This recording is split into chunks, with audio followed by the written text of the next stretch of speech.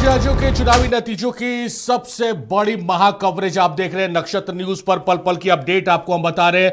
हर एक जो hot seat है उसका सूरत हाल आपको बता रहे हैं और बड़ा सियासी उलटफेर होता नजर आ रहा है। किसी राज्यों में अगर तमिलनाडु की बात करें तो वहां पर जो एग्जिट पोल है वो भी गलत साबित होती नजर आ रही है। एक्टर विजय की टीवी का जलवा वहां पर देखने को मिल रहा है। 100 से अधिक सीटों पर एक्टर विजय की पार्टी आगे चल रही है। बंगाल में, पश्चिम बंगाल की अगर बात करें तो पश्चिम बंगाल में बीजेपी आगे चल रही है। असम में प्रचंड बहुमत की तरफ असम में बढ़ती हुई नजर आ रही है भारतीय जनता पार्टी। तो पल पल की अपडेट अगर आप चुनावी नतीजों से अवगत होना चाहते हैं तो नक्षत्र न्यूज पर बने रहिए, क्योंकि सबसे बड़ी महा कवरेज नक्षत्र न्यूज पर। पल पल की अपडेट हर एक सीट पर, हर एक राज्य से। अब ये राउंड 2 देखिए, भवानीपुर में राउंड वाइज हम चला रहे हैं। ग्राफिक्स में अपने टीवी स्क्रीन पर आप देख सकते हैं कि पहले राउंड में कितने मतों से आगे चल रहे थे शुभेंदु अधिकारी। दूसरे राउंड में 1558 मतों से आगे शुभेंदु अधिकारी। ममता बनर्जी को 4822 वोट मिले हैं। भवानीपुर सबसे हॉट सीट है क्योंकि इसमें शुभेंदु अधिकारी बीजेपी की तरफ से चुनावी मैदान में है। दूसरी तरफ टीएमसी के सिटिंग जो सीएम है ममता बनर्जी, वो चुनावी मैदान में है और 1558 वोटों से राउंड 2 में शुभेंदु अधिकारी आगे चल रहे हैं। राउंड वाइज आपको हम दिखा रहे हैं जिससे हम दर्शकों को समझने में आसानी हो सके कि पहले राउंड में कितने मत मिले शुभेंदु अधिकारी को, ममता बनर्जी को। राउंड 2 में कितने मत मिले और कितने मतों से पीछे चल रही है ममता बनर्जी।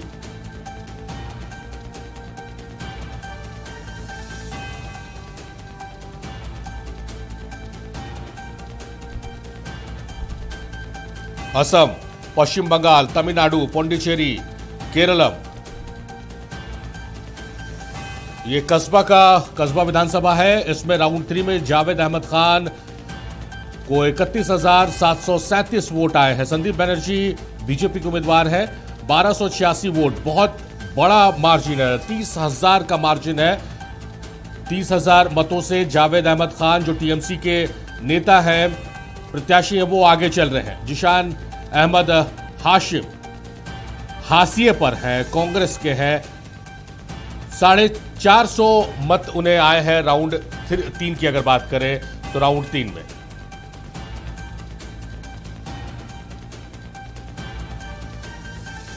कूच बिहार दक्षिण राउंड 2 की बात करें तो अभिजीत डे है टीएमसी के उम्मीदवार, वो 3,370 वोटों से आगे चल रहे हैं अपने निकटतम प्रतिद्वंदी बीजेपी के रशिंद्र बोस से। हम राज्यों का भी पूरा आंकड़ा अपने दर्शकों के सामने पेश कर रहे हैं और जो हॉट सीट है उसको भी राउंड वाइज हम अपने दर्शकों को ग्राफिक्स के माध्यम से दिखाने और समझाने की कोशिश करें, जिससे हमारे दर्शकों को समझने में आसानी हो कि राउंड 1 में सूरत हाल क्या था और किस तरह से तब्दीली आ रही है और तब्दीली नहीं आ रही है। तो वोट का जो मार्जिन है, जो अंतर है, वो कितना बड़ा होते चला जा रहा है। तो असम, केरल, पश्चिम बंगाल, तमिलनाडु, पुडुचेरी, इन 5 राज्यों के चुनावी नतीजे की हम बात कर रहे हैं और महा कवरेज नक्षत्र न्यूज पर आप देख रहे हैं, जहां पल पल की अपडेट्स है। माथाभांगा राउंड 2 की अगर बात करें तो एन प्रमाणिक बीजेपी के उम्मीदवार हैं, वो अपने निकटतम प्रतिद्वंदी डॉक्टर सबलू वर्मन से 5,859 वोटों से आगे चल रहे हैं। जो हॉट सीट है उसका हम जिक्र कर रहे हैं। हॉट सीट जहां पर कहा जाए कि पार्टियों की और उम्मीदवारों की शाख दांव पर लगी हुई है, उसका सूरत हाल आपको हम बता रहे हैं। और अब तक जो बढ़त देखने को मिल रही है, इससे एक सवाल खड़ा होता है। सवाल यह है कि क्या इन 5 राज्यों में, देखिए ये नया अपडेट आ गया, 155 सीटों पर बीजेपी आगे हो गई है। जब बुलेटिन की शुरुआत हुई थी तो 148 के आसपास बीजेपी बढ़त बनाई थी। पश्चिम बंगाल में ये बढ़कर 156 हो गई है। टीएमसी 126 सीटों पर बढ़त बनाई है। क्या ये एक बड़ा उलटफेर है, सियासी बड़ा उलटफेर देखने को मिलेगा 5 राज्यों के चुनावी नतीजों में। बीते चुनावों में टीएमसी ने एक नारा दिया था, खेला हो बे। इस बार बीजेपी ने उसको अपना लिया है, शायद इसलिए बीजेपी लगातार बढ़त बनाए हुए है। 156 सीटों पर बीजेपी आगे पश्चिम बंगाल, और बीजेपी भारतीय जनता पार्टी ने पूरी ताकत अपनी झोंक दी। चाहे प्रधानमंत्री की बात करी जाए, गृह मंत्री, कई कैबिनेट मंत्री, 18 राज्यों के मुख्यमंत्री, तमाम लोग पश्चिम बंगाल पर केंद्रित कर चुके थे अपने आप को। ये असम की बात करें, असम में 98 सीटों पर बीजेपी आगे चल रही है, 26 सीटों पर कांग्रेस को बीते चुनावों में 50 सीटें थी, इस बार 25 सीटों पर फिल वक्त 11 बजे की बात करें तो आगे चल रही है कांग्रेस, और 99 सीटों पर बीजेपी। 100 का आंकड़ा बस पहुंचने वाली है बीजेपी। प्रचंड जीत की तरफ, प्रचंड बहुमत की तरफ बढ़ती हुई भारतीय जनता पार्टी हेमंता विश्व शर्मा के नेतृत्व में।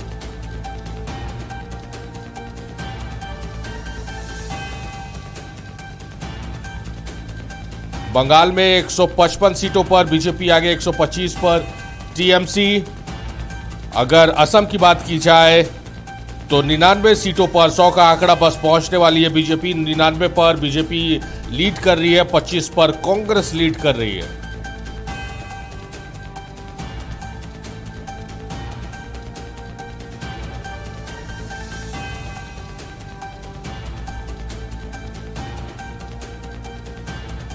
तो चुनावी कवरेज, महा कवरेज सिर्फ नक्षत्र न्यूज पर आप देख पा रहे हैं अपने टेलीविजन स्क्रीन पर। पल पल की अपडेट्स, हॉट सीटों का जिक्र, स्टेट वाइज जो डेटा है वो सबसे पहले नक्षत्र न्यूज के टेलीविजन स्क्रीन पर अपने दर्शकों के लिए लेकर हम उपस्थित हैं, और इस पर ही हम चर्चा कर रहे हैं। हमारे साथ लगातार मेहमान भी जुड़ते रहेंगे, बनते रहेंगे, उनकी भी राय जानने की कोशिश करेंगे, समझने की कोशिश करेंगे कहां पर चूक हो गई।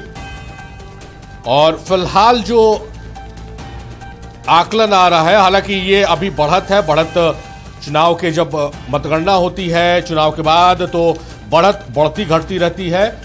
फिलहाल बढ़त जो है वो बीजेपी की तरफ इशारा कर रही है तमाम राज्यों में। सिर्फ तमिलनाडु को अगर हटा दिया जाए, तमिलनाडु में खेला कर दिया है एक्टर विजय ने, उनकी टीवी के 100 सीटों पर आगे चल रही है। एग्जिट पोलों के हिसाब से डीएमके सत्ता में फिर से वापसी करने वाली थी, कांग्रेस के साथ अलायंस है, लेकिन ये इस बार विजय ने वहां पर खेला कर दिया है। खेला दूसरा बंगाल में भी होता नजर आ रहा है, क्योंकि बीजेपी लगातार बढ़त बनाए हुए है। 156 सीटों पर बीजेपी आगे चल रही है, 125 सीटों पर टीएमसी। कांग्रेस का कहीं नामो निशान तक नजर नहीं आ रहा है। और ये चुनावी जब हम चर्चा कर रहे थे, डिबेट कर रहे थे, ये एक बड़ी खबर आ रही है, बड़ी खबर से रूबरू करा दे। पारीहाटी सीट पर बीजेपी आगे है, जो हम आपको कह रहे हैं कि हॉट सीट का भी हम जिक्र कर रहे हैं बीच बीच में। जो हॉट सीट है, रत्ना देवनाथ 3000 मतों से आगे चल रही है। दूसरे राउंड के बाद टीएमसी को मिले 4822 वोट। बीजेपी प्रत्याशी रत्ना देवनाथ को मिले हैं 6380 मत। तीसरे राउंड में सीएम ममता बनर्जी आगे हो गई हैं। ये अब तक की सबसे बड़ी अपडेट है, और टीएमसी के जो समर्थक हैं उनके लिए थोड़ी राहत की खबर है। भवानीपुर सीट से ममता बनर्जी आगे हो गई हैं, और जैसा अभी अभी हमने अपने दर्शकों को बताया था कि जो आगे चल रहे हैं या जो पीछे चल रहे हैं, ये आगे पीछे का खेल चलता रहता है जब तक अंतिम निर्णय नहीं आ जाता है। इसलिए अभी किसी को खुश होना या किसी के नाराज होने की या किसी के दुखी होने की आवश्यकता नहीं है, या अभी कोई ठोस आकलन करने की जरूरत नहीं है, क्योंकि जो बढ़ रहे हैं वो घटते भी हैं, जो घट रहे हैं वो बढ़ते भी हैं। अभी तीसरे राउंड में ममता बनर्जी आगे हो गई है। 2 राउंड का आपको हमने ग्राफिक्स के माध्यम से वोट का डिफरेंस दिखाया था। ये तीसरे राउंड की हम बात कर रहे हैं। भवानीपुर सीट जो सबसे हॉट सीट है पश्चिम बंगाल में, 294 सीटों की अगर बात करें तो उसमें सबसे हॉट सीट जो है वो भवानीपुर है। शुभेंदु अधिकारी ताल ठोक रहे हैं, चुनावी मैदान में बीजेपी के उम्मीदवार है, उनके सामने ममता बनर्जी है, और ममता बनर्जी 2 राउंड में पीछे चल रही थी, तीसरे राउंड में वो आगे हुई है।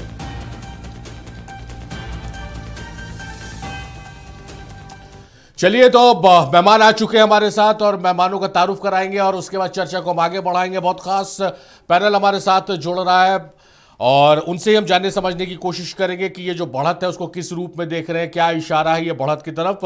हम अगर अपने मेहमानों का रुख कर पाए तो अपने मेहमानों को हम अपने दर्शकों से रूबरू करा दें। हमारे साथ मित्तल साहब हैं। मित्तल साहब बहुत स्वागत है, बीजेपी के नेता है। हमारे साथ अजय सिंह साहब हैं, सीपीआई के नेता, बहुत स्वागत है अजय सिंह साहब। प्रेम मित्तल साहब का रुख करते हैं। प्रेम मित्तल साहब, इससे पहले चुनाव में बीजेपी टीएमसी ने एक नारा दिया था, खेला होबे, और क्या इस बार बीजेपी ने अपना लिया है पश्चिम बंगाल में उस नारे को कि कोई खेला होता नजर आ रहा है बीजेपी की तरफ से? 156 सीटों पर बढ़त बनाए हुए आप लोग। हमने तो कोई खेला होबे कहा नहीं था इस चुनाव में। नहीं, टीएमसी का नारा था, आपने अपना लिया। पिछले चुनाव में उसका नारा था, ठीक है खेला हो गया, लेकिन इस बार ऐसा कोई नारा नहीं था। इस बार मुद्दों की लड़ाई थी, एंटी इनकम्बेंसी, ममता राज के जो करप्शन, जो भ्रष्टाचार के जो लगातार किस्से सामने आ रहे थे उसके विरुद्ध लड़ाई रही थी।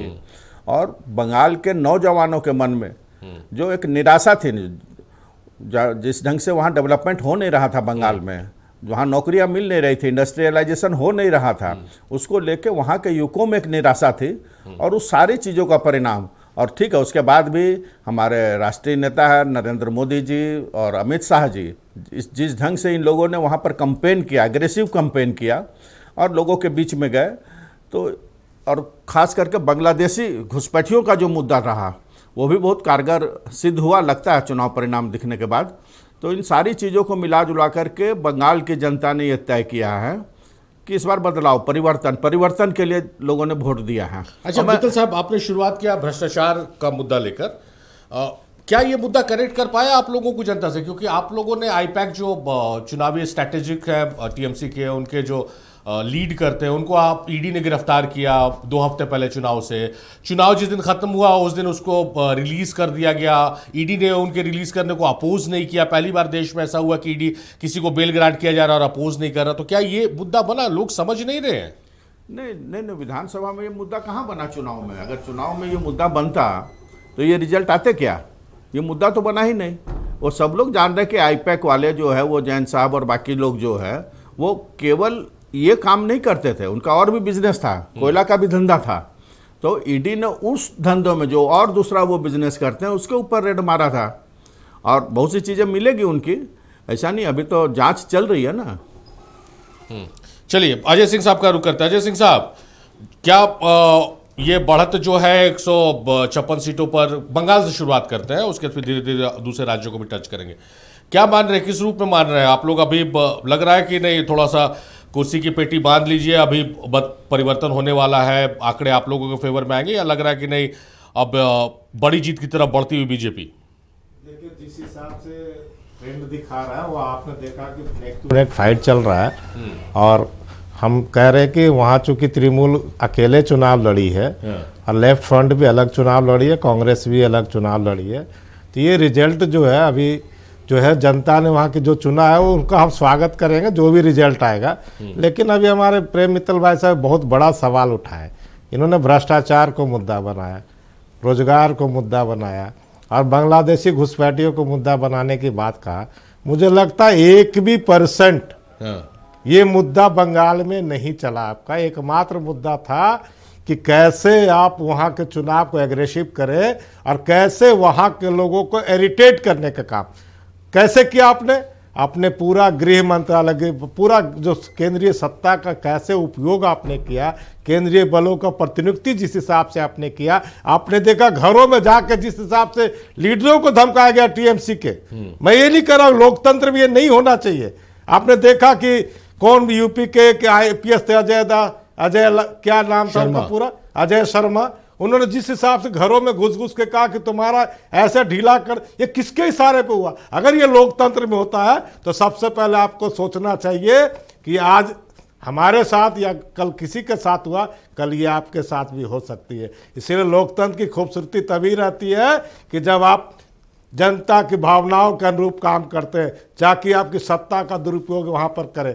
जहाँ तक रोजगार की बात है, किस राज्य में आप बताइए, किस राज्य में आप जहां भी सरकार है आप बता दीजिए, आंकड़े दीजिए कि कितनी सरकारी नौकरी आपने सृजन किया, कितने नौजवानों को रोजगार दिया आपने। 2 करोड़ लोग 2014 में याद किया था कि 2 करोड़ लोगों को रोजगार देंगे, नौजवानों को। कहां गया आपका वो एजेंडा? कहां है? कहां गया एजेंडा? आप वो बात को करते हैं, रोजगार की बात, आप आ जाते हैं फिर घुसपैठियों की बात। मैं ठीक है आज की बात में इसके लिए गृह मंत्री अमित शाह ही अगर दोषी होंगे, अगर बंगाल में घुसपैठिए घुसते होंगे तो। आपकी जिस तरह से आपने अभी एसआईआर करने का काम किया, लोगों को धमकाने का काम किया केंद्रीय बलों के द्वारा, क्या आप उतना ही शक्ति दिखाते बांग्लादेश बॉर्डर पर? अगर दिखाते तो ये आज आप नहीं उठाते कि बांग्लादेश का घुसपैठ हो रहा है यहाँ पर। इन सब सवालों को लेकर आप गंभीर होइए। ये लोकतंत्र है, और लोकतंत्र की खूबसूरती यही है कि जनता पर फैसला छोड़िए। जनता जिसकी भी सरकार बनाएगी वो अपने अनुरूप सरकार बनाएगी। लेकिन आप जिन मुद्दों की चर्चा कर रहे हैं, मैं ये बार बार कह रहा हूं, बंगाल है वो एक 25 पैसा जब महंगाई पर वह ट्राम का टिकट बढ़ता था ना, पूरा आंदोलन हो जाता था। अगर आपको उसने आपको अनुरूप अगर लगता है आपको उन्होंने आपको मैंडेट देने का काम किया तो वो आपके लिए कठिन ताज होगा। आपने महंगाई, बेरोजगारी, इन सब सवालों को उठाया है तो जनता आपको वहां का एक एक पैसा का हिसाब लेने का भी काम करेगी। मैं इस बात को मानता हूं।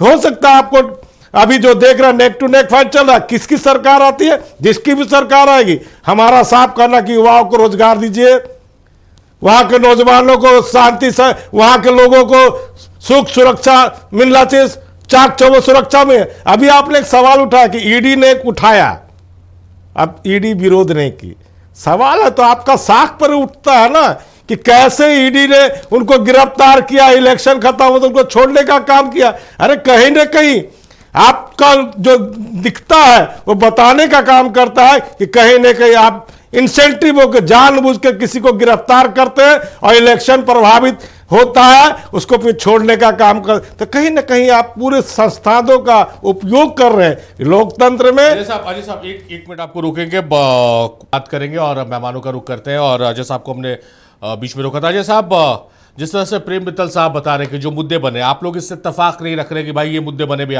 बंगाल के चुनाव में, कुछ तो मुद्दे बने कि ये डिफरेंस जो देखने को मिल रहा है 160 सीटों पर, अभी देखिए हम लोग बात करते करते 3 सीटों पर बीजेपी आगे हो गई और टीएमसी 2 सीटों पर घट गई, तो कुछ तो मुद्दा बना है जिससे कनेक्ट कर पा रही है बीजेपी वहां की आवाम से। देखिए सही बात आपने कहा कि मैंने कहा जिस तरह से भय आकृत किया गया, मतलब जैसे कहते हैं ना कि पहले आप कहते थे कि बंगाल में वहाँ के लोकल पब्लिक लोग आतंक फैलाते थे, वो दहशत फैलाते थे कि आप वोट देने नहीं जाओ। यहाँ पर केंद्रीय बलों के द्वारा आतंक फैलाया गया कि आप वोट देने नहीं जाओ, आप किस पार्टी का सपोर्टर है। भैया ये पूछने का केंद्रीय बल को किसने अधिकार दिया? आपके चैनल पर भी हम लोग जब बैठ रहे थे उसमें पूछा किस पार्टी को जी, कई यूट्यूबर्स पे आ रहा है कि किस पार्टी का, किसका संगठन करते हो। ये पूछने का राइट नहीं अगर वोटिंग में जा रहा है केंद्रीय प्रतिनिधित्व के लोगों का, तो कहीं ना कहीं प्रभावित करने का काम किए लोग, वो भयभीत करने का, वोटरों को भयभीत करने का भी काम किए। फिर भी बंगाल की जनता है उन्होंने 92% वोट देने का काम किया। 60 लाख वोटरों का नाम कटा, ये भी एक बहुत बड़ा चैलेंजिंग रहा है बंगाल के लिए कि उस चुनाव के दरमियान में भी 60 लाख वोटरों का नाम कटा। और एक चीज बहुत बड़ा एक ट्रेंडिंग चल रहा है कि जो पदाधिकारी वहां पर इलेक्शन ड्यूटी में है उनको वोटिंग, उनका नाम वोटर लिस्ट में नहीं है। ये भी एक बड़ा सवाल उठता है। सवाल ये उठता है कि किस तरह से आपने मैनेजमेंट किया। और इलेक्शन कमीशन पीठ थपथपा रहा है। हमारे यहाँ तो कहना कि एक भी वोटर छूटे नहीं, इलेक्शन कमीशन का नारा था एक भी वोटर छूटे नहीं, और यहाँ तो कि 60 लाख वोटरों को आपने सीधा आउट करने का काम किया। भैया इसको बताइएगा reason, what is the reason, क्या रीजन है? चलिए हम एक बार इसका जवाब देते हैं। ग्राफिक्स हम चला रहे हैं लगातार, इसलिए हम अपने मेहमानों को नहीं दिखा पा रहे हैं, नहीं तो अगर हम अपने मेहमानों को दिखा पाते तो प्रेम मित्तल साहब बहुत रिलैक्स मोड में बैठे हुए, हल्की से मुस्कान उनके चेहरे पर है, बहुत रिलैक्स मोड में बैठे हुए, जैसा कि मतलब कि जो आकलन था, जो मेहनत की जो आकलन था वो आकलन नजर आ रहा है। क्या मित्तल साहब, ये हल्की सी मुस्कान और इतने रिलैक्स होकर बैठने का वजह यही है जो मैं कह रहा हूँ? नहीं, देखिए जो अनुमान था, और केवल हम ही लोगों का अनुमान नहीं, सारे माने जो सर्वे वाले जो टीम थी, एग्जिट पोल थे, सारे लोगों के अनुमान थे। यह स्पष्ट था, बहुत पहले से स्पष्ट था कि आसाम में, बंगाल में और पांडिचेरी में। असम में तो बहस ही नहीं थी, बहस ही नहीं थी। बंगाल में जो चल रहा था, लेकिन सारे लोग आगे तो दिखाई रहे थे ना। हम लोग का तो अपना आकलन जो था वो था, अभी भी मैं कह रहा हूँ कि हमारा सीट अभी और बढ़ेगा। लास्ट फाइनल जब पिक्चर आएगा तो 170 से 80 के बीच में जो हमारा आकलन है वहाँ तक पहुँचेगा। और पांडिचेरी में भी हमारी 77 सरकार से 170 मतलब 100 सीटों का जंप, समझ रहे कितना बड़ा परिवर्तन है ये। हाँ, निश्चित रूप से वहाँ पर जो हवा चल रही थी, इसको कहा जाता मोमेंटम। कहीं ना कहीं पब्लिक के बीच में एक मोमेंटम था, परिवर्तन की एक लहर थी, परिवर्तन की बयार थी। ये तो बहुत स्पष्ट है ना। और उसके बावजूद भी ठीक है, टीएमसी का अपना वहाँ पर संगठन तंत्र मजबूत है, हम मानते हैं इस बात को, लेकिन वो काम नहीं किया जनता के बीच में। जनता ने वोट दिया परिवर्तन के लिए। अच्छा मित्तल साहब, इसको डिफेंड कीजिए या इसको समझाइए। तो जो अजय सिंह साहब लगातार कह रहे हैं कि भाई ये चुनावी नतीजे जो आ रहे हैं आप लोगों के फेवर में, बंगाल में स्पेशली बता रहे हैं, ये जो केंद्रीय एजेंसियां हैं और पैरामिलिट्री फोर्स है उसके डर और दबाव की वजह से है। मैंने उल्टा बोल रहे हैं ना अजय जी। पैरामिलिट्री फोर्स जो वहाँ पे डिप्यूट की गई है वो वहाँ के लोगों की मांग पर डिप्यूट की गई है ना, क्योंकि वहाँ पे डराया जाता है, धमकाया जाता है वोटर्स को, कार्यकर्ताओं को तो डराया। बंगाल का इतिहास आप देख लीजिए ना, कितना वायलेंस होता है हर इलेक्शन में, और वहाँ के वोटर्स को धमकाया जाता है, वोट देने जाना नहीं, आपका वोट पड़ जाएगा। ये एकदम कलकत्ता के अंदर होता है, महानगरी है, वहाँ पर होता है। सोसाइटी पूरा अपार्टमेंट का अपार्टमेंट वोट डालने नहीं जाता। मैं कलकत्ता जाते रहता हूँ, मेरे कई अभी भी मैं चुनाव में था कलकत्ता में, तो वहाँ पर ये स्थितियाँ बना के रखी जाती हैं। तो उस जनता को भय मुक्त करने का काम किया गया कि आप निर्भीक होकर के, निडर होकर के वोट दें। फिर जनता की तरफ से सवाल आया कि अभी चुनाव खत्म हो जाएगा, फिर सारे चल जाएंगे सेंट्रल फोर्सेस, तब फिर लोग हम लोग को साथ करेगा वही सब। तो ये भी कहा गया कि नहीं, चुनाव के बाद भी जाएगा नहीं, यहीं रहेगा, ताकि लोग भयमुक्त हो।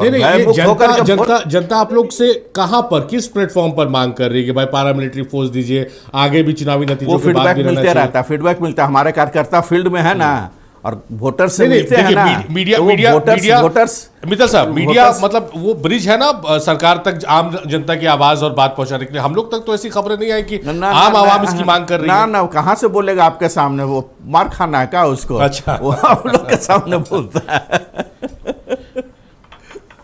चलिए, तो ये बीजेपी के कार्यकर्ताओं की मांग थी कि केंद्रीय प्रतिनियुक्ति कीजिए और हमारे जो कार्यकर्ता हैं उनका संरक्षण कीजिए, टीएमसी के लोगों को धमकाइए।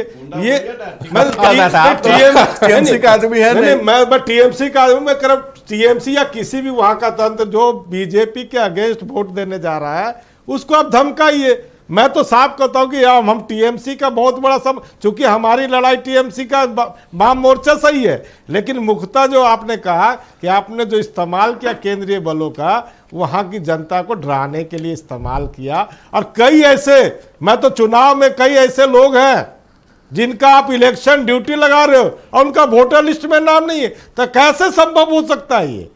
ये तो सवाल प्रक्रिया खड़ी करती है ना। अच्छा, एक अजीत जी मुझे एक बात बताइए, तो समझाइए। इनफैक्ट क्या आपको लग रहा है कि बीजेपी जो बड़ी बढ़त की तरफ बंगाल में पर्टिकुलरली नजर आ रही है, ये बीजेपी की बड़ी जीत नहीं, आप लोगों की बहुत बुरी हार है? क्योंकि आप लोग जो अलग अलग होकर लड़े हैं, इसका भी फायदा बीजेपी को पहुंचा है। ये तो प्रत्यक्ष रूप से है। मैंने कहा कि चाहे आप कई भी राज्यों में देखेंगे कि जहां भी ये यूनाइट होकर, एनडीए का जो फोल्डर है यूनाइट होकर लड़ रहा था, और टीएमसी चूंकि यूपीए का जो फोल्डर है वो अपना इंडिया अलायंस का फोल्डर से अलग होकर भी लड़ रही है। तो ये त्रिकोणीय संघर्ष के बीच में आप देखेंगे ना, वोट ऑफ मार्जिन देख लीजिए ना, आप वोट ऑफ परसेंटेज देख लीजिए, कितना परसेंट का अंतर आ रहा है। और अभी ये जब फैसले आप लोगों के पक्ष में नहीं होते, तब ये बात क्यों समझ में नहीं आती आप लोगों को? उससे पहले नहीं समझ में आती? उसके पहले तो लगता है कि नहीं अकेले लड़ेंगे। और नहीं, ये हम तो अभी कह रहे हैं कि वाम दलों ने कभी समझौता नहीं किया। वाम दल हमेशा ममता बनर्जी के साथ लड़ाई में एकजुटता से लड़ती रही है। अब महंगाई, बेरोजगारी और सबसे ज्यादा युवाओं को टिकट दिया है हमने इस बार। वहां के लोगों के, नौजवानों के बीच में क्रेज जगाने का कि नौजवान, आप देखिए कि कैसे हम लोग चर्चा कर रहे हैं कि जो भाई साहब हमारे मित्तल साहब जो बोल रहे हैं, बेरोजगारी का सवाल हम उठा रहे हैं, अराजकता के खिलाफ हम आवाज उठा रहे हैं। आप उस मोमेंटम को, जो जनता की जो भावनाओं को अपने हिसाब से आपने टॉलरेट किया, और जनता चाहती है कि अराजक सरकार से हमको निपटारा मिले, तो उन्होंने वोट आपको दिया। लेकिन फिर भी एक कहते हैं कि मैं बार बार कह रहा हूं कि आप याद कीजिए कि लोकतंत्र की खूबसूरती यही है कि ईडी, ईडी, सीबीआई या केंद्रीय बलों का दुरुपयोग करना बंद करे, चाहे किसी की सरकार हो। कल किसी भी केंद्र में जब सरकार चेंज होगी, कल वो आपके खिलाफ भी इस्तेमाल कर सकते हैं इसी फॉर्मूला को। इसीलिए लोकतंत्र में हमेशा जनता को सर्वोपरि मान के चुनाव में जाना चाहिए, और जितना भी आप कैंपेनिंग करते हैं, जनमुद्दों को लेकर चुनाव लड़िए ना। आप बताइए ना, आसाम में घुसपैठी है, आपने सवाल अभी भी उठाया कि आसाम में भी बांग्लादेशी घुसपैठी है, तो भैया आपकी सरकार आ रही है, आप एश्योर कर दे देश को कि एक भी घुसपैठिए नहीं मिलेंगे आसाम में। आपकी अगर बंगाल में सरकार बनने की जो संभावना आपको लग रही है बनती है, तो आप एश्योर कर दो एक भी बांग्लादेशी नहीं रहेंगे। तो इन सब सवालों पर सिक्योरिटी आपको देनी होगी, केवल मुद्दे पर नहीं, भावनात्मक रूप से लोगों को ये बार बार कि बांग्लादेशी घुसपैठिए यहाँ के लोगों को खा जाते। मेरा तो साफ समझ है कि रोजगार, बेरोजगारी और जो मुद्दे आपके हैं, और वो केंद्रीय एजेंसियों का काम है बॉर्डर पर सिक्योरिटी करना, उसको दुरुस्त आप कर पाएंगे क्या? बांग्लादेशी घुसपैठी अब नहीं रहेंगे देश में अगर बंगाल में आपकी सरकार बात है, इस पर स्पष्टीकरण दे दे आप। अच्छा प्रेम साहब, एक सवाल है कि बहुत महत्वपूर्ण सवाल भी है कि चुनाव जब जीता जाता है तो उसका श्रेय सेट किया जाता है। अगर इन राज्यों में जो आप बढ़त दिखा रहा है, वो बढ़त अगर जीत में तब्दील होती है तो इसका श्रेय किसको दीजिएगा? जो पार्टी का नया नेतृत्व संभाला है नितिन नवीन ने, उनके नेतृत्व में ये प्रचंड जीत आप लोगों को 5 राज्यों में। श्रेय तो जनता को ही है, लेकिन जो आप पूछना चाह रहे हैं वो तो निश्चित रूप से केंद्रीय नेतृत्व नरेंद्र मोदी जी और अमित शाह जी, इन लोगों को ही श्रेय जाएगा, क्योंकि जिस ढंग से इन्होंने स्ट्रेटजी बनाया और जिस ढंग से अपने आप को एग्रेसिव वे में उस चुनाव में इन्वॉल्व किया, सारे कार्यकर्ताओं को मोबिलाइज करना 6 महीना पहले से तैयारी शुरू हो गई थी। तो जिस ढंग से मोबिलाइज किया और कार्यकर्ताओं का मनोबल बढ़ाया, बीजेपी के कार्यकर्ताओं, किसी भी पार्टी के कार्यकर्ता, वहाँ की जो स्थिति है बंगाल की, मनोबल टूटा हुआ रहता है, जिस ढंग से मनोबल बढ़ाया, हिम्मत दी और चुनाव लड़ने के लिए पूरे एग्रेसिव तरीके से आगे किया, तो ये सारा क्रेडिट केंद्रीय नेतृत्व को जाता है। अच्छा, ये जो बार बार बातें आ रही हैं, ये सवाल मैं पूछ चुका हूँ, फिर दोबारा पूछ रहा हूँ कि अजय सिंह साहब के तमाम जवाबों में यह है कि भाई आप लोगों ने केंद्रीय एजेंसियों का दुरुपयोग किया है जिस वजह से ये चुनावी नतीजा है। क्या आपको लग रहा है कि कभी ईवीएम, कभी इलेक्शन कमीशन ऑफ इंडिया, कभी पैरामिलिट्री फोर्स, कभी ईडी, कभी सीबीआई, मतलब अपनी जीत को या अपनी हार को या अपनी कमियों को छुपाने के लिए ये एक ट्रेंड अब हो गया है विपक्ष का? केंद्रीय सुरक्षा बल की डिप्यूट करने ही से इतना ज्यादा परसेंटेज भी बढ़ा है और उसके वजह से लोग भयमुक्त होकर के वोट भी दिए हैं। तो ये माने अच्छा, ये आरोप तो सही नहीं है। नहीं प्रेम साहब, आप बोल रहे हैं कि इतना परसेंटेज पैरामिलिट्री को करने से बढ़ा, कितना ज्यादा परसेंट बढ़ा? बंगाल कभी निराश नहीं करता है वोटिंग परसेंटेज में। पिछले बार भी 85-84 था, इस बार 90-91 है, 5-6% का इजाफा हुआ। बहुत ज्यादा क्रांति तो हो गई नहीं गई। पिछला चुनाव में टीएमसी को कितना वोट मिला था और बीजेपी को कितना वोट मिला था, उसका जरा परसेंटेज को देख लीजिए ना, कितना का डिफरेंस था। अगर ये डिफरेंस पट गया तो हम जीत गए। 5-6% का ही तो डिफरेंस था, वो डिफरेंस पट गया, हम जीत गए। जो आप बोल रहे हैं हम उसको मान रहे हैं, हम समझ रहे हैं कि नंबर ऑफ वोट्स, जो टोटल नंबर ऑफ वोट्स कम हो गए तो वो परसेंटेज थोड़ा सा ज्यादा दिखता है, लेकिन जो 4-5% तो बढ़ा ही ना ओरिजिनल में, तो वो परसेंटेज पट गया, हम जीत की ओर बढ़ गए। जो पिछला बार डिफरेंस था वो पूरा हो गया। चलिए अब थोड़ा सा दूसरे राज्यों की तरफ भी रुक करते हैं। दूसरे राज्यों में बात होगी अब तमिलनाडु की, असम की बात भी करेंगे। तमिलनाडु में किस रूप से देख रहे हैं प्रेम मित्तल साहब? ना आप है ना विपक्ष है, वहां पर एक तीसरा कोण बना और बहुत मजबूत कोण बन गया। एक्टर विजय पहली बार चुनावी मैदान में उतरे और लग रहा है कि पूरे तौर से प्रचंड बहुमत और जो जादुई आंकड़ा है वो अकेले दम पर वो ले आएंगे। तमिलनाडु में तो एग्जिट पोल फेल हो गया और डीएमके को, हालांकि मेरे मन में था और मुझे मेरे तमिलनाडु के मित्र हैं उनसे मैंने बात की थी, तो एक फैक्टर था, जेनजी खास करके यूथ लोग विजय के पीछे थे। उसको आप लोग भी टीवी चैनल वाले जो नहीं लेते हैं क्या हाल है और क्या सब पूछते रहते हैं, तो उसमें भी जो यूथ विंग था उनका मैं सुन रहा था, उन लोग एकदम विजय की बात ही कर रहे थे। तो वो उसके पीछे फोर्स थी और ये तो शुरू से लग रहा था कि विजय का फैक्टर एआईडीएमके को डैमेज करेगा कि डीएमके को करेगा कि दोनों को करेगा, और दोनों को करेगा तो कितना करेगा, और ये नज़र आ गया। वो हंग असेंबली की ओर जा रहा था तमिलनाडु, ये अभी तक का रुझान में स्पष्ट है। तो मतलब ये माना जाए कि आप जैसा कह रहे हैं कि जेनजी विजय के पीछे था, तो जेनजी की अभी फिलवक्त पसंद बीजेपी भी नहीं है।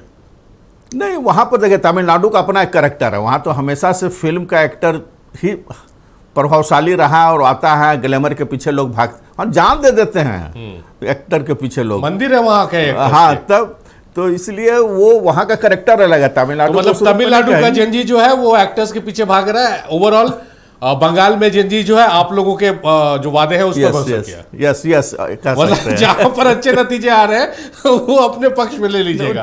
वो फैक्ट है। तमिलनाडु का जेनजी, मैं खुद टीवी देखते रहता हूँ उस समय, चुनाव के समय में भी, और आप ही लोग का जो सब जगह से पूछते हैं, घूमते हैं, तो नज़र आ रहा था कि यूथ जो है विजय के पीछे, लेकिन इतना भारी मात्रा में विजय को वोट मिल जाएगा ये वास्तव में आश्चर्यजनक है।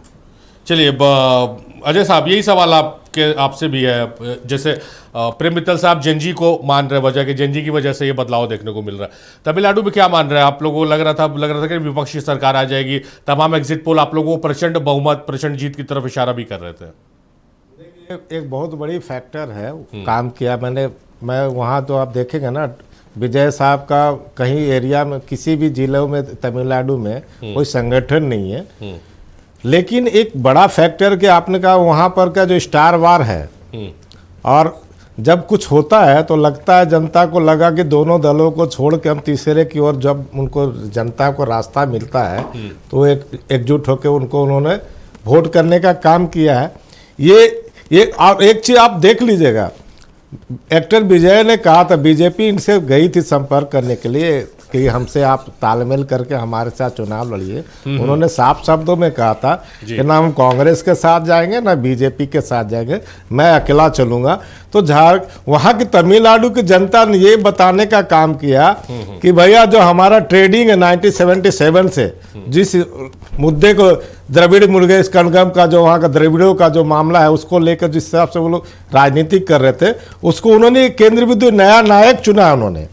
इसको हम देखते अलग रूप से देख सकते, इसको जेएनजी के रूप में हम नहीं देखना चाहते, इसलिए कि आपने देखा उनके रैलियों में बिगदड़ होते, कई लोग मरे हैं, उनके पहली सभा में ही कई लोग मरे हैं। और दूसरा चीज, सरकार ने जो इनके फिल्म पर जब रोक लगाया, देखिए स्टालिन सरकार ने जब इनकी फिल्म के वहाँ पर प्रमोशन पर रोक लगाया, उनका रिलीज नहीं होने दिया, ये जनता के बीच में बोले ना, आपने महानायक देखा, वहाँ जहाँ चलता है वहाँ चलता है। दूसरी चीज, अभी हमारे भाई साहब ने बहुत अच्छी बात कही कि बीजेपी में अध्यक्ष का कोई रोल नहीं है, नॉट ए सिंगल रोल। अध्यक्ष नितिन साहब का कोई भूमिका नहीं है। इसका मतलब संगठन पर सर्वोपरि गृह मंत्री या प्रधानमंत्री होते हैं। किसी भी संगठन का रीढ़ होता है तो राष्ट्रीय अध्यक्ष होता है। ये श्रेय राष्ट्रीय अध्यक्ष को मिलना चाहिए, ना कि प्रधानमंत्री और अमित शाह। ये तो एक पोस्ट है, नरेंद्र मोदी जी प्रधानमंत्री या गृह मंत्री पोस्ट है, नॉट अध्यक्ष है पार्टी का, सर्वोपरि नहीं है। देश के प्रधानमंत्री हैं। हाँ, देश के प्रधानमंत्री, राष्ट्रीय अध्यक्ष उस पर्टिकुलर पार्टी के राष्ट्रीय पार्टी का रास्ता। पार्टी अगर जीतती है तो अगर उसमें प्रधानमंत्री की भूमिका होती है, तो यही तो मैं बार बार कह रहा हूं कि आप केंद्रीय एजेंसियों का वहां इस्तेमाल कर रहे हैं, आप अपने ही जाल में खुद फंस जाते हैं। आप ये बता के हमारा अध्यक्ष की कोई भूमिका नहीं, प्रधानमंत्री और गृह मंत्री चूंकि उनके पास पावर है, देश की पूरी शक्तियों का इस्तेमाल किया उन्होंने। इस बात को आप खुद बोल रहे हैं इस मंच के माध्यम से। अगर आप बताइए कि आप कहते हैं कि नहीं हमारे राष्ट्रीय अध्यक्ष की भूमिका है, उसके बाद प्रधानमंत्री और गृह मंत्री बनते हैं, क्या आप टिकट देने के समय में सिग्नेचर प्रधानमंत्री का करते हैं कि राष्ट्रीय अध्यक्ष चाहो? तो ये भी स्पष्ट करें।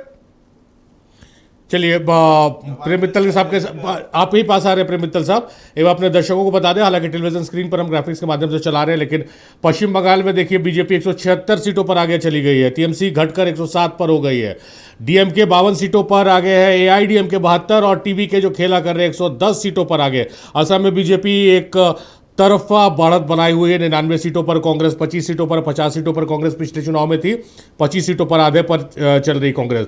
और केरलम की बात करें तो यूडीएफ आगे चल रही है। और प्रेम मित्तल साहब के साथ पास वही सवाल लेके जाएंगे, लेकिन आप पल पल की अपडेट्स स्टेट वाइज और जो उन स्टेट्स में, उन राज्यों में जो हॉट सीट है उसका भी आंकड़ा हम पेश कर रहे हैं। और पहले अपने दर्शकों को हम लेटेस्ट अपडेट करा दें। बंगाल की अगर बात करें तो 177 सीटों पर बीजेपी आगे हो गई, 107 सीटों पर टीएमसी आगे चल रही है। पौंडीचेरी में 15 सीटों पर बीजेपी अलायंस और कांग्रेस अभी डबल का आंकड़ा भी पार नहीं कर पाई। तमिलनाडु में डीएमके 52, एआईडीएमके 72 और टीवी के एक्टर विजय की पार्टी जो पहली बार चुनावी मैदान में वो 110 सीटों पर आगे चल रही है। केरल में एलडीएफ 40, यूडीएफ 94 सीटों पर, बीजेपी 3 सीटों पर आगे चल रही है। असम में एक तरफा जीत की तरफ बीजेपी आगे बढ़ रही, 99 सीटों पर बढ़त बनाई हुई है। 25 सीटों पर कांग्रेस, जस्ट हाफ हो गया है। 2021 में हुए इलेक्शंस के अगर नतीजों को देखें तो 50 सीटों पर कांग्रेस थी, हाफ में आगे चल रही है, यानी 25 सीटों पर आगे चल रही है। इसी तमाम मसलों पर हम चर्चा कर रहे हैं और हमारे साथ मेहमान जुड़े हुए हैं। मेहमानों का रुख करते हैं। हमने बंगाल की चर्चा कर ली, हमने तमिलनाडु की चर्चा कर ली है, अब असम की हम चर्चा करते हैं। प्रेम मित्तल साहब का रुख करेंगे। प्रेम मित्तल साहब, प्रेम मित्तल साहब अगर आप फोन रख दें, अगर बहुत इंपॉर्टेंट ना हो तो। मित्तल साहब जो अजय सिंह साहब कह रहे थे भाई आपको कि मतलब आप लोग संकोच क्यों कर रहे हैं? मतलब प्रधानमंत्री और अमित शाह के बाद सेकंड लाइन लीडरशिप आप लोगों को नाम लेने में भी परहेज होता है। भाई नितिन नवीन राष्ट्रीय अध्यक्ष है, उनके नेतृत्व में पार्टी आगे बढ़ रही है, बोलिए इस बात को बोलने में आप लोगों को परहेज क्यों है? पहला सवाल यह है। दूसरा सवाल यह है कि असम में क्या नफ्स पकड़ ली है आप लोगों ने वहां की आवाम की कि एक तरफा प्रचंड जीत की तरफ, हैट्रिक मारने की तरफ आगे बढ़ रहे हैं? दोनों सवालों का जवाब चाहेंगे आपसे। पहले तो मैं क्लियर कर दूं, अजय जी ने थोड़ा सा ट्विस्ट कर दिया मेरी बात को। आपने पूछा किसको श्रेय देंगे, मैंने कहा वहां की जनता को, वहां के बीजेपी के कार्यकर्ताओं को और राष्ट्रीय नेतृत्व को। अब राष्ट्रीय नेतृत्व में राष्ट्रीय अध्यक्ष नहीं आएगा क्या? हाँ, सबसे ज़्यादा निश्चित रूप से प्रधानमंत्री जी ने जिस ढंग से वहाँ पर दौरे किए और जो स्ट्रेटजी बनाई अमित शाह जी ने, और जो मेहनत की उन लोगों ने, और उसी के नाम पर पब्लिक उनको देख रही है। नितिन नवीन जी अभी अभी राष्ट्रीय अध्यक्ष बने हैं, लेकिन जनता के नज़र में लीडर अमित शाह और नरेंद्र मोदी हैं और वो उनका चेहरा देखती है। तो मेरी बातों में कोई ऐसी बात नहीं है। जो राष्ट्रीय अध्यक्ष है वो सेनापति हैं हमारे, अल्टीमेटली टेक्निकली श्रेय तो उन्हीं को जाएगा, लेकिन जो बातें मैंने थी वो मैंने उस ढंग से कही थी। दूसरी सवाल क्या था? सेफ खेल रहे हैं आप, नितिन नवीन का नाम नहीं ले रहा, बोले राष्ट्रीय अध्यक्ष के नेतृत्व में। अब भैया सेनापति है हमारे, सेनापति का तो प्रधानमंत्री और गृह मंत्री साहब नीचे नहीं हट रहे। चलिए ठीक है, मैं समझ सकता हूं बीजेपी की क्या स्ट्रैटेजी है या क्या मजबूरी। चलिए बहरहाल मैं कह रहा हूं असम की बात अब करते हैं। बंगाल की हमने बात की, तमिलनाडु की बात की। असम में क्या ऐसा नफ्स पकड़ लिया आप लोगों ने वहां की आवाम की कि हैट्रिक की तरफ आप बढ़ रहे हैं? क्योंकि 2 बार अगर सत्ता पे काबिज हो जाते हैं तो एंटी इनकम्बेंसी रहती है, वो एंटी इनकम्बेंसी जैसी कोई चीज़ नजर ही नहीं आ रही है। देखिए, असम में एक बात तो तय है कि विकास हुआ है। कोई असम अगर जाता है तो माने दिखाई देता है विकास वहाँ जो साफ सफाई है, वहाँ की जो सड़कें हैं, वहाँ के जो पुल बने हैं, और जिस ढंग से वहाँ का विकास हुआ है, लोगों को रोजगार भी मिला है, कुछ इंडस्ट्रीज भी खुली हैं। तो जिस ढंग से वहाँ असम में विकास हुआ और शांति स्थापित हुई है, उसको देख करके जनता क्यों रिस्क लेगी और किस पर रिस्क लेगी? वहाँ को सामने दिखाई भी तो देना चाहिए। वैसा कोई स्थिति वहाँ था नहीं, तो वहाँ तो कोई ऑप्शन ही नहीं था। आपको बीजेपी और विकास के नाम पर, और विकास होता हुआ दिख रहा है जनता को, तो और विकास चाहती हैं, किसी उसको रोकना नहीं चाह रही है वहाँ की जनता। चलिए अजय सिंह साहब, आप लोग लगातार एज अ विपक्ष आप लोग कहते रहे कि भाई हेट पॉलिटिक्स अगर कहीं चल रही है तो उत्तर प्रदेश में चल रही है और असम में चल रही है। असम लीड कर रहा है कहीं ना कहीं किसी मुद्दों पर, लेकिन वहाँ की आवाम लगता है कि आप लोगों को इस बात से इत्तेफाक नहीं रख रही कि वहाँ पर हेट पॉलिटिक्स चल रही है, क्योंकि नतीजे जो जिस तरह से आ रहे हैं, अगर हेट पॉलिटिक्स चल रही है और आवाम का दम घुट रहा है उसमें, तो ये हैट्रिक की तरफ नहीं बढ़ाती और प्रचंड बहुमत की तरफ नहीं बढ़ाती बीजेपी को। देखिए, हेट पॉलिटिक्स की जहाँ तक की बात है, मैं कह रहा हूँ कि यूपी में चल रही है, क्या बोलते हैं, आसाम में चल रही है, इस पे चर्चा सार्वजनिक रूप से होते रहती है।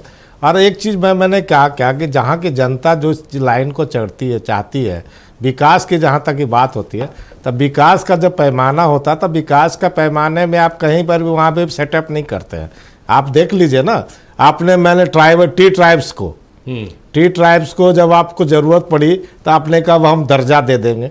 तो आप तो एक ऐसा पॉलिटिक्स कर रहे हैं कि जब ज़रूरत होती है, जनता जब आपसे मांगती है, उस समय आप नहीं देते हैं। जब लगता है कि अब हम फंस गए हैं तो आपने टी ट्राइब्स को बोला, न्यूनतम वेज नहीं मिलती वहाँ पर। आप प्रेम मित्तल जी भाई साहब हमारे बोले, हमारे झारखंड के आदिवासी वहाँ कितने लोग हैं, उनको न्यूनतम वेज 300 रुपया पर डेली पर वो काम करते हैं। अगर इसी को विकास का पैमाना हम मानते हैं तो ऐसा विकास नहीं चाहिए हिंदुस्तान को कि सड़कें अगर विकास का पैमाना केवल हो तो यहाँ के लोगों का जीवन स्तर कैसे ऊंचा होगा? आप उन्हें आज तक उनको ट्राइब्स का दर्जा तक नहीं दिला पाए असम में। आप ट्राइब्स की बात भी करते हैं तो इन सब सवालों को लेकर तो आप बताइए ना, आप चाय बागानों का जो स्थिति है, प्रधानमंत्री चले गए चाय तोड़ दे, लेकिन वहां के लोगों का रोजगार सृजन की क्या बात की करेंगे? बताइए ना कि 300 रुपया से कहां 600 रुपया न्यूनतम वेज आपका क्या केंद्र का, देख लीजिए अगर आप लागू नहीं, ठीक है अजय साहब, ये तो मुद्दे आप बता रहे हैं, ये मुद्दे जनता को करेक्ट नहीं कर पाए ना। मैं क्या बोला, ये बोले विकास हुआ इसके, मैं कह रहा हूं कि आपने ठीक है, आज मित्तल साहब गलत बोल रहे हैं, मैं मान लिया, चलिए ऑन टेलीविजन में मान ले रहा हूं, लेकिन ये बात वहां की आवाम नहीं मान रही है ना। देखिए प्रचंड बहुमत की तरफ बीजेपी बढ़ गई है। मैंने अभी क्या कहा, सारे भाई बहुत 182 सीट हो गया पश्चिम बंगाल में, 182 सीट पर प्रेम मित्तल साहब स्टार्टिंग में डिबेट के मुस्कान थी, अब हंसी में तब्दील होती चली जा रही है। 182 सीटों पर मैं उनका हंसी को मतलब ये नहीं खंडित तो नहीं करने का, मैं उनका हंसी का स्वागत कर रहा हूं, लेकिन हंसी जनता बोलने आपको वोट दिया है तो काम करके दिखाइएगा ना, कि केवल आवाज उठाइएगा। आप हमेशा वही बात, मैं आसाम में क्या बोल रहा हूं कि आप 10 साल से सत्ता में तीसरी बार आ रहे हैं, आप गारंटी भी नहीं कर पाए कि अभी तक टी ट्राइब्स क्या होता है। तो आप कई चीजों पर है, हो सकता है राजनीतिक रूप से जो नहीं लगता उनको लगा अभी घोषणा किया, जनता उनके साथ भावनाओं में बह जाती है, तो भावनाओं को भावनात्मक रूप से उठाने का काम ना करे, वहां की जनता के बेसिक रूप से काम करने की कोशिश कीजिए ना। और वहां का लिविंग स्टैंडर्ड क्या है आज के तारीख में, कितना आय है बताइए। आपके जो बोलते हैं भ्रष्टाचार की जब बात करते हैं, हेमंत बिस्वा शर्मा जी पर सबसे पहला आरोप आप ही ने लगाया था कि सबसे बड़े भ्रष्टाचारी जब कांग्रेस में थे, तो कई सवाल उठते हैं। हमारा कहना कि जनता के बीच में ईडी सीबीआई का भय दिखा के जब तक आप काम करेंगे तब तक लगता भावनात्मक रूप से। अच्छा, ये हमको बताइए तो अजय साहब, आप कह रहे हैं कि ईडी सीबीआई का जनता को भय, आम जनता को क्या भय और क्या सरोकार ईडी से सीबीआई से? जो भ्रष्टाचारी लोग हैं, जो नेता हैं, अधिकारी हैं, जिन्होंने अकूत संपत्ति बनाई हुई है, वो डर सकते हैं। आम आवाम, मुझे अब ईडी सीबीआई क्या डराएगी भाई? नहीं, आपको मैं नहीं कर, मैंने एक आप कह रहे हैं कि आम जनता को क्या सरोकार है ईडी सीबीआई? आम जनता को जो चीज मैं बोल रहा हूं, आम जनता को जो चीज चाहिए आप उस पर काम कीजिए ना बेसिक। आप ईडी सीबीआई कर एक पार्टिकुलर पार्टी को बदनाम करने के लिए, ये भ्रष्टाचारियों की पार्टी है, लेकिन उस पार्टी से मेरे पार्टी में जब आ जाए तो ये सदाचारी हो गया, ये मैं बात करना दूसरी पार्टी को। तो जनता के बीच में नरेशन जो आप तय करते हैं कि ईडी जांच करवाते हैं, सीबीआई जांच कराते हैं, ये भ्रष्टाचार में लिप्त लोग हैं, तो जनता के बीच में लगता है सरकार कितना झूठ बोलेगी। चलिए, प्रेम मित्तल साहब मेरे बीजेपी के जो प्रवक्ता या नेता उसमें ऑल टाइम मेरे फेवरेट रहे, लेकिन आज मुझे बहुत ज़्यादा अच्छे लग रहे हैं, क्योंकि बस आज विरोध नहीं है किसी भी आरोप पर, एक मुस्कान दे रहे हैं भाई कि जो होना था, जो खेला होना था तो खेला हो गया, हम तो सत्ता में आ रहे हैं 5-4 राज्यों में, एक राज्य में देखा जाएगा। सारे भाई एक चीज जान लीजिए, बंगाल का इतिहास जान लीजिए कि जो भी बंगाल की सत्ता में रहा, केंद्र का विपक्ष में रहा, ध्यान लीजिए इनके लिए 2029 क्या संघर्ष लेकर। चलिए 29 तक इंतजार कीजिए, आप लोग तो जितने पार्ट में बिखरे पड़े नहीं, अभी तक का रिकॉर्ड देख लीजिए ना। ठीक है, रिकॉर्ड कहां से सुधरेगा? ये नतीजे बता रहे कि आप लोग बिट एंड पार्ट्स में इधर से उधर है। असम की बात करें तो झारखंड में आप लोग गठबंधन में है, इंडी गठबंधन कहते हैं, वहां अलग जाके लड़ते हैं, बंगाल में अलग लड़ते हैं, तो इसका फायदा शायद बीजेपी को मिल रहा है, बीजेपी इसका फायदा उठा रही है, डायरेक्टली मिल रहा है। चलिए प्रेम मित्तल साहब, मतलब बीजेपी के नेता की तरह नहीं, एक लंबा अनुभव आपका राजनीति में रहा, उस लिहाज से मैं सवाल पूछ रहा हूँ, क्या ये भी आप फायदा मान रहे हैं जो मैं अभी कह रहा था कि बिट एंड पार्ट्स में जो गठबंधन बढ़ गई है, एक स्टेट में रहती है भाई अलायंस में, दूसरे स्टेट में जाके अलग अलग प्रचार होता है, इसका बहुत बड़ा फायदा बीजेपी को मिल रहा है? कुछ तो फायदा मिलेगा ही। अभी मैं थोड़ी देर पहले शुभेंदु अधिकारी जी का बयान सुन रहा था, उन्होंने खुद टीवी चैनल पर कहा है कि मालदा में और मुर्शिदाबाद में मुसलमान के वोट बटे, कांग्रेस को भी वोट मिले हैं, तो कुछ तो फायदा मिलता ही है इसका, ऐसा नहीं है कि फायदा नहीं मिलेगा ये। लेकिन तब यह है कि कांग्रेस का और कम्युनिस्ट पार्टी का दोनों का बंगाल में प्रभाव लगभग, कम्युनिस्ट का तो ऑल इंडिया में खत्म हो गया, केरल से भी गए, जो रिजल्ट आ रहा है, रुझान सामने आ रहा है, ऑल इंडिया से गया, कम्युनिस्ट पार्टी अब समाप्त हो गई इंडिया में इस चुनाव के बाद। और रह गया टी गार्डन आसाम का जो बात उठा रहे थे, फिर देखिए विकास के कई पैमाने होते हैं, कई स्तर पर विकास को नापा जा सकता है। अब टी गार्डन का एक मुद्दा उठा दिया, बाकी अब सारे पैमाने कहाँ गए? और टी गार्डन में तो चाय पत्ती तोड़ने के लिए हेमंत सोरेन जी और कल्पना सोरेन जी भी गए थे, क्या प्रभाव पड़ा? तो खाली हवा में बातें फैलाने से नहीं होता, जो वहाँ का वोटर